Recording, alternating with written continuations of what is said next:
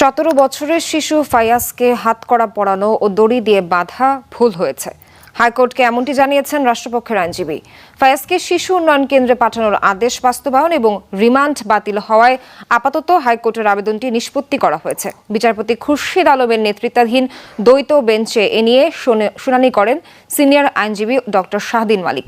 তিনি শিশু ফায়াজের পরিবারের পক্ষ থেকে ক্ষতিপূরণ চাওয়া হলে তা বিবেচনার আবেদন জানান। শনিবার নাশকতার মামলায় শিশু ফায়াজের 7 দিনের রিমান্ড মঞ্জুর করেন ঢাকার আদালত। শিশু অধিকার লঙ্ঘন হওয়ায় উচ্চ আদালত রিমান্ড বাতিল করে তাকে শিশু উন্নয়ন কেন্দ্রে পাঠাতে বলেন। ওই দিনই আদালতের আদেশের বাস্তবায়ন হয়। টঙ্গী কিশোরালয়ে নিয়ে গেছে এবং ওইটাও স্বীকার করেছে যে তাকে হাতে দড়ি দিয়ে তাকে বাঁধাটা এটা বেআইনি হয়েছে। তার সাথে যে বেআইনি আচরণ করা হয়েছে এটার জন্য ক্ষতিপূরণ চাইলে ওটা অন্য আদালতে ক্ষতিপূরণের জন্য আলাদা দরখাস্ত নিয়ে আসতে কেউ বাধা দিবে না। দর্শক শ্রোতা, সাম্প্রতিক সময়ে যে কোঠা বিরোধী আন্দোলন বা কোঠা আন্দোলন তা নিয়ে কিন্তু ব্যাপক চাঞ্চল্যের সৃষ্টি হয়েছে বর্তমানে বাংলাদেশে, যেখানে ইতিমধ্যেই কিন্তু দরপাকড় শুরু হয়ে গেছে। বেশ কিছু লোক ইতিমধ্যেই কিন্তু পুলিশের হাতে গ্রেপ্তার হয়েছে, কিছুটা ডিবি পুলিশের হাতে গ্রেপ্তার হয়েছে। অন্যদিকে ইতিমধ্যে যে গ্রেপ্তার করা হয়েছে তাদের মধ্যে একজন যুবককে দেখা গিয়েছে যার বয়স এখন পর্যন্ত 18 বছর হয়নি, তাকে করে তোলা হচ্ছে।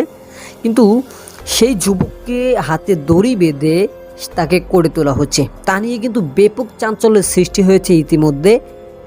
যে চাঞ্চল্যকর তথ্যটি আপনাদের কাছে আজকে উপস্থাপন করতে যাচ্ছি, সেই চাঞ্চল্যকর তথ্যটি হলো যে যাকে গ্রেপ্তার করে নিয়ে যাওয়া হয়েছে স্বয়ং সেখানে এবার কিন্তু কোর্টের যে রায় ঘোষণা হয়েছে বা কোর্টের যে ডিসিশন, সেই কোর্টের ডিসিশন অনুযায়ী একজন প্রাপ্তবয়স্ক 18 বছর না হওয়া পর্যন্ত তাকে গ্রেপ্তার করা যাবে, কিন্তু গ্রেপ্তার একটি পর্যায়ক্রম হতে হবে। সেখানে দেখা গেছে সেই শিক্ষার্থীকে, যে আন্দোলনকারী বা বৈষম্য বিরোধী আন্দোলনকারী যে শিক্ষার্থীকে হাতে দড়ি বেঁধে নেওয়া হয়েছে, সেই শিক্ষার্থীকে হাতে দড়ি বেঁধে নেওয়ার কারণে সেই পুলিশকে কিন্তু তার জবাবদিহিতা করতে হয়েছে।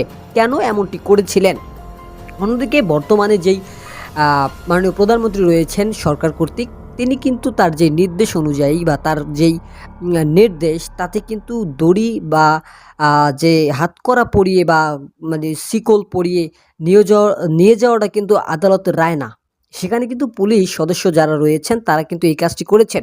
ইতিমধ্যে সেই পুলিশ সদস্যকে তার জবাবদিহিতা করতে হয়েছে। কিন্তু এই ভিডিওটি সাম্প্রতিক সময়ে সোশ্যাল মিডিয়াতে ব্যাপক পরিমাণে ভাইরাল হয়ে গিয়েছে, যেখানে দেখা গিয়েছে যুবকটির হাতে দড়ি বেঁধে তাকে আদালতে তোলানো হচ্ছে। অবশেষে সেই ভিডিওটি দেখার পরে বিভিন্ন জনমতে কিন্তু বিভিন্ন মন্তব্য ঘুরছে। যাই হোক শ্রোতা, আজকের এই ভিডিওটা দেখার পরে আপনাদের কি মন্তব্য রয়েছে বা আপনাদের কি বক্তব্য রয়েছে, মন্তব্য আপনাদের, আসলে কাজটি কি পুলিশ সদস্য ভাই যে কাজটি করেছেন সেই কাজটি কি আদৌ কি সঠিক হয়েছে কিনা, বা সেই কাজটি কি আদৌ তার করা উচিত হয়েছে কিনা, বা তার যে চাকরিগত দিক ভেবে তিনি এই কাজটি করেছেন। সম্পূর্ণ ভিডিওটি দেখার পরে অবশ্যই আপনাদের মতামতটি আমাদের এই কমেন্ট বক্সে জানিয়ে যাবেন। আল্লাহ হাফেজ।